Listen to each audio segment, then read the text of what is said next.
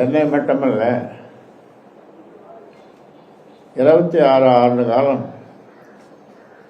ஓய்வின்றி உழைத்து வருகின்ற ஜே.கே. மணி கௌரவ தலைவர் ஜே.கே. மணி அவர்களை வசைபாடுவதை நாளும் தொழிலாக கொண்டு செய்து வருவது, இப்படி அரசியல் அப்படி போன அந்த பொய்யர்கள் கூட்டம் அரசியல் பேசாமல் என்னை அரசியலிருந்து ஒழித்து விட வேண்டும் என்ற நோக்கத்தோடு எதையோ பேசுகிறார்கள். நீதிமன்றத்திற்கு